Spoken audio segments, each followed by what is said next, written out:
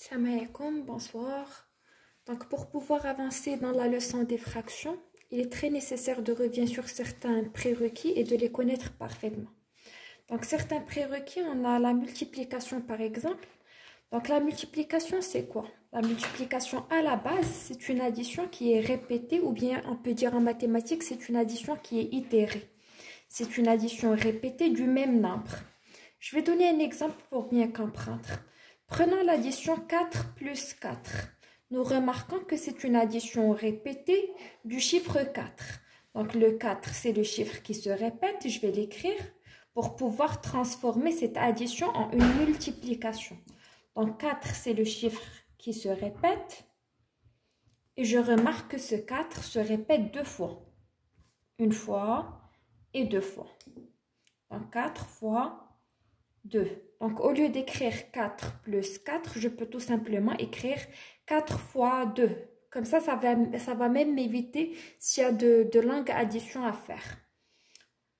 4 plus 4, c'est la même chose que 4 fois 2. Ça veut dire que 4, le chiffre 4, se répète deux fois.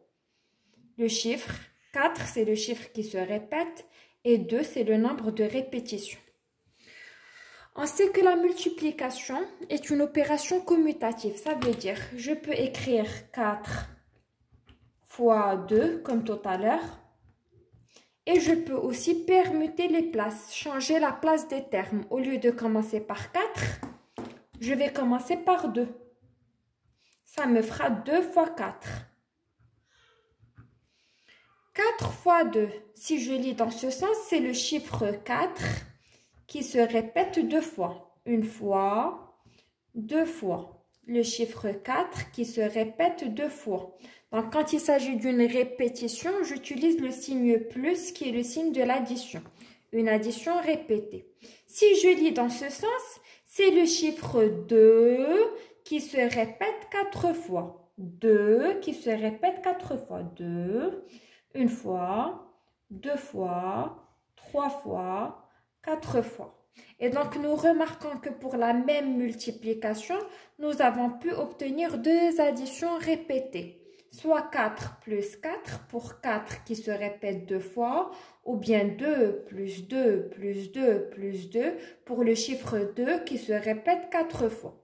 Donc, toujours pour la multiplication, nous avons une place qui est le premier terme réservé aux chiffres qui se répètent. Et le deuxième terme, c'est le nombre de répétitions.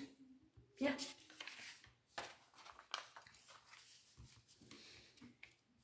Toujours pour l'exemple de tout à l'heure, nous avons 2 fois 4. C'est la même chose que 4 fois 2 parce qu'on avait dit que la multiplication est une opération commutative. Ça veut dire qu'on peut permuter les places. Donc 2 fois 4, c'est la même chose que 4 fois 2. C'est égal à 8. Donc le résultat de la multiplication, on l'appelle le produit.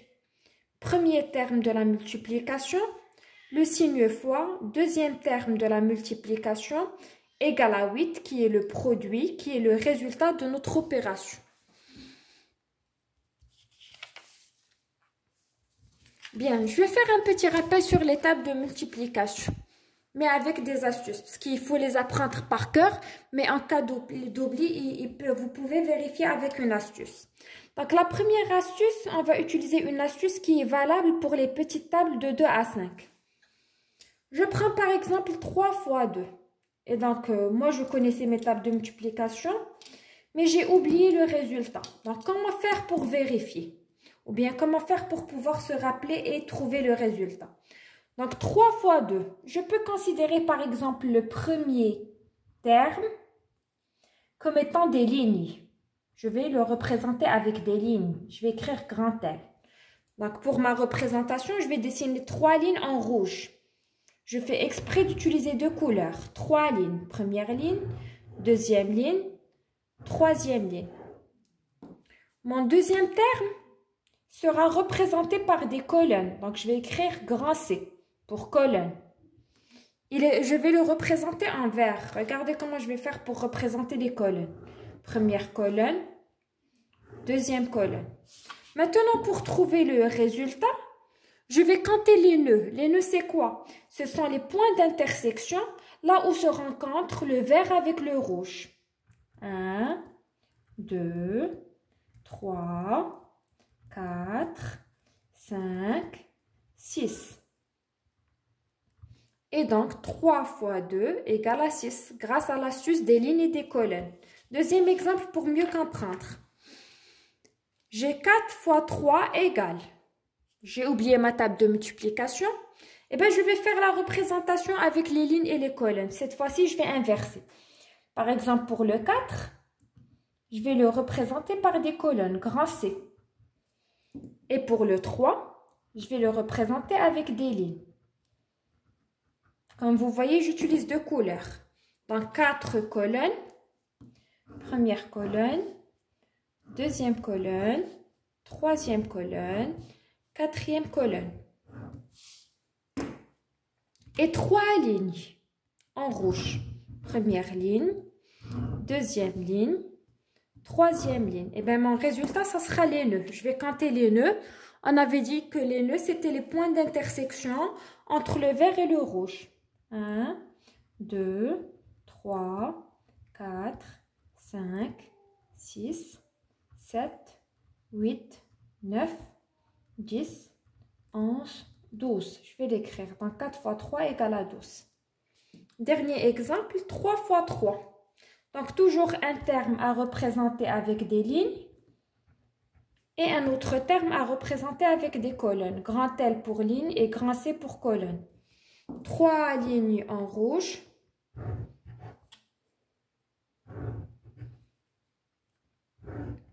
Et 3 colonnes en vert. Une colonne, deuxième colonne et troisième colonne. Je vais compter les nœuds. 1, 2, 3, 4, 5, 6, 7, 8, 9. Donc, le produit est de 9. Bien. Donc, cette astuce, elle est valable pour toutes les tables, sauf que je l'utilise pour les petites tables pour éviter que le nombre de nœuds soit grand. Et donc, je vais perdre de temps et je risque de me tromper en comptant. Maintenant, nous arrivons à la deuxième astuce. C'est une astuce qui est valable pour les grandes tables. Donc, comment je vais faire pour cette astuce? Je vais devoir utiliser les mains. Donc, mes deux mains, ma première main, mon pouce va représenter le 6. Je vais numéroter mes doigts. Je commence par le pouce 6, 7, 8, 9 et 10. La même chose pour la deuxième main. Le pouce 6, 7, 8, 9 et 10. Donc, pour 6 fois 8, le 6, pardon. Le 6, je vais le représenter sur une main. Et le 8, je vais le représenter sur la deuxième main. 6 pour le pouce sur une main et le 8 sur la deuxième main. 6, 7, 8.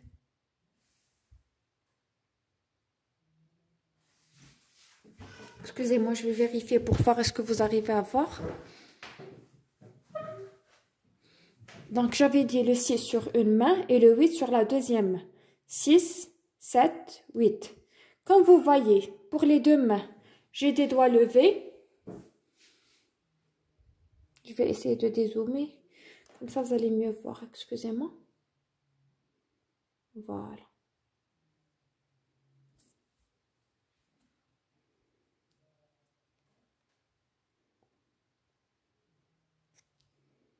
Je pense que là, c'est beaucoup mieux. Voilà, comme ça, vous allez avoir les deux mains. 6, 6, 7, 8. Donc, voilà la représentation des deux mains. Le 6 sur une main et le 8 sur la deuxième main. Toujours, je commence par le pouce qui est le 6. Bien, je remarque que j'ai des doigts levés et des doigts pliés. Je commence par compter les doigts levés. 1, 2, 3, 4. Les doigts levés représentent les dizaines. Donc, j'ai 4 doigts levés. Ça veut dire 4 dizaines. Donc, sur mon brouillon, je vais écrire 40.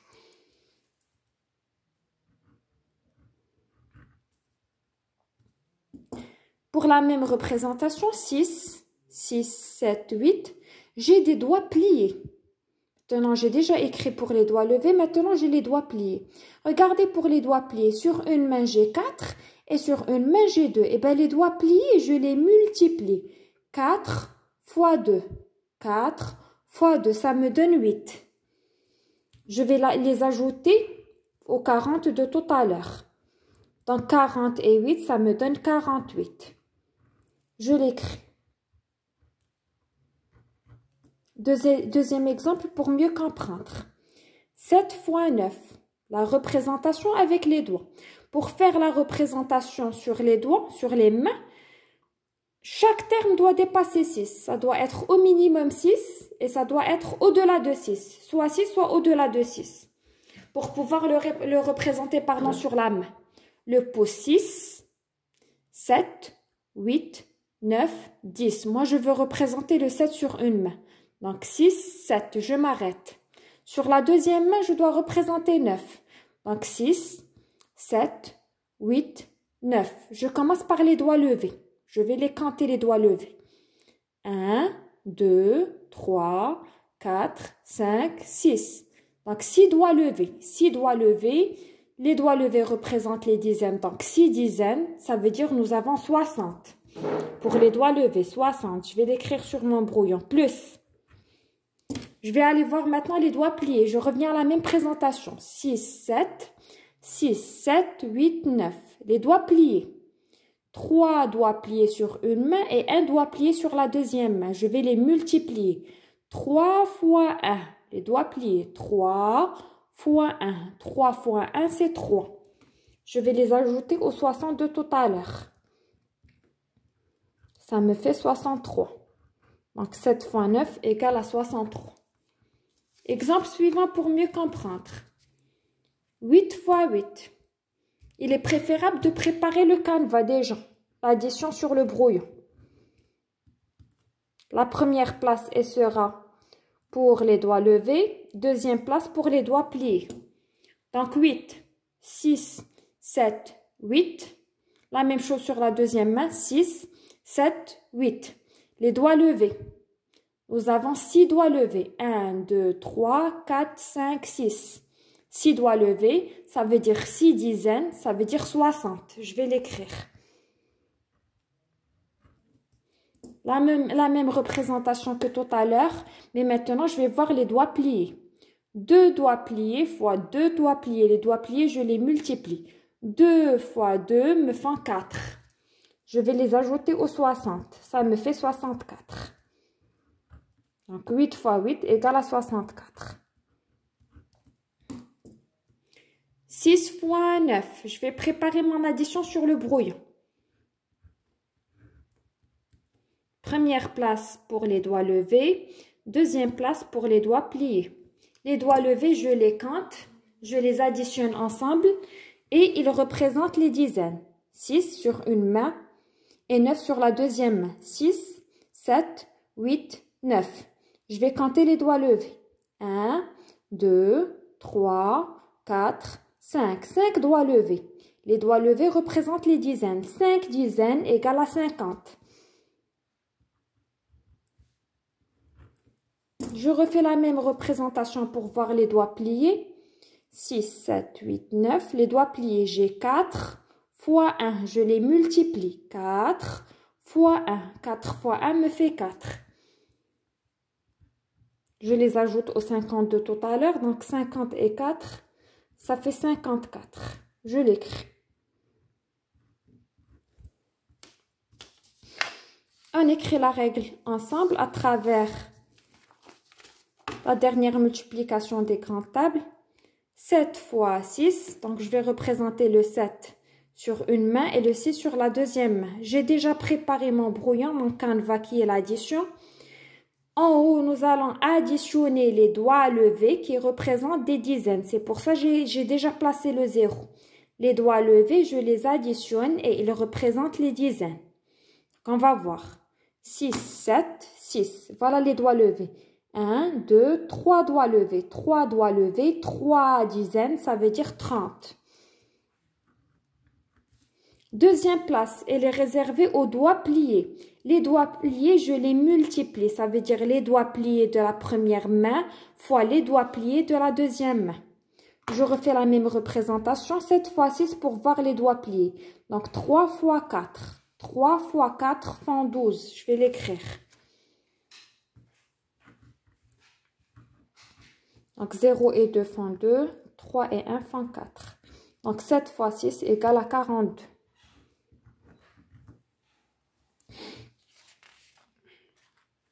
Une astuce pour la table de 9. Donc la table de 9, il y a une astuce qui est très connue. C'est que je vais déjà préparer ma table et pour le résultat qui est le produit, je commence à remplir la colonne dans un sens descendant. À partir du 0. 0, 1, 2, 3, 4, 5, 6, 7, 8 et 9. Donc le chiffre des dizaines, je le remplis dans un sens descendant. Maintenant, le chiffre des unités, je vais l'écrire dans un sens ascendant. Ça veut dire je monte. Tout en commençant avec le 0. 0, 1, 2, 3, 4, 5, 6, 7, 8 et 9. Donc, de 0 à 9 pour le chiffre des dizaines dans un sens descendant. De 0 à 9 pour les unités dans un sens ascendant par. Bien. Pour pouvoir réussir les fractions aussi, il faut connaître c'est quoi un multiple et c'est quoi un diviseur. C'est pour ça que nous allons effectuer un petit rappel.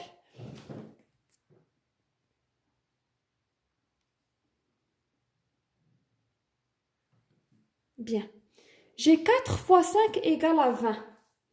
Donc, je dis que 20 est un multiple de 4. Parce que 20, il est présent dans la table de multiplication de 4.